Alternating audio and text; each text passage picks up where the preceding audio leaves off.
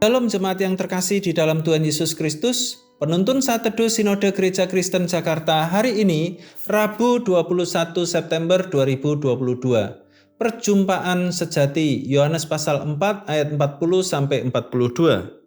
Ketika orang-orang Samaria itu sampai kepada Yesus, mereka meminta kepadanya supaya ia tinggal pada mereka, dan ia pun tinggal di situ 2 hari lamanya.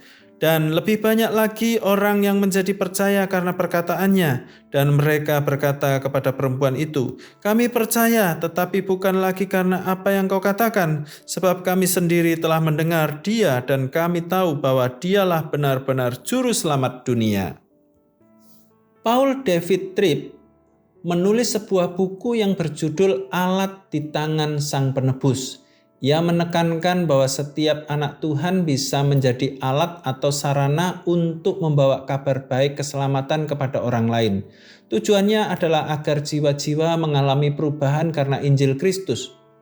Urgensi peran kita adalah menjadi sarana untuk membawa orang berjumpa dengan Sang Penebus, Yesus Kristus.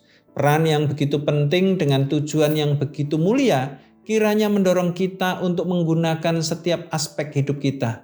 Kita dapat menggunakan talenta, waktu, dan energi untuk menolong orang lain berjumpa dengan Kristus.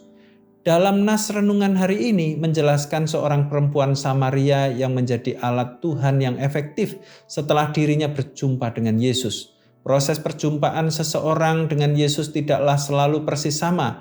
Ada kalanya bisa melalui proses yang panjang atau waktu yang singkat.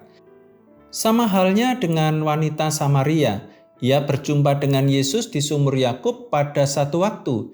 Yesus menuntunnya hingga ia benar-benar bertobat dan percaya Yesus Kristus. Wanita Samaria yang penuh semangat ini terus bersaksi tentang pengalaman perjumpaannya dengan Yesus.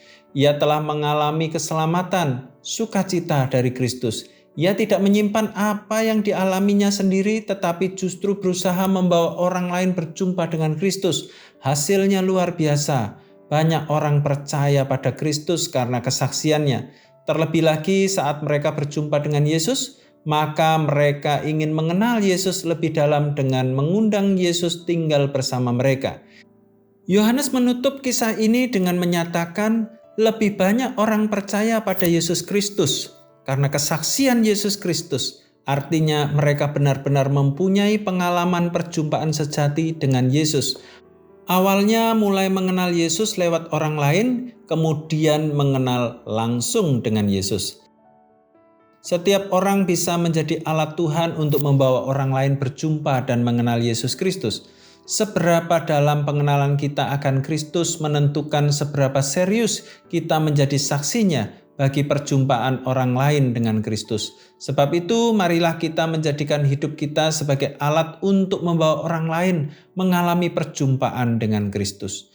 Setiap orang percaya bisa menjadi alat Tuhan yang efektif. Selamat beraktivitas, Tuhan Yesus memberkati.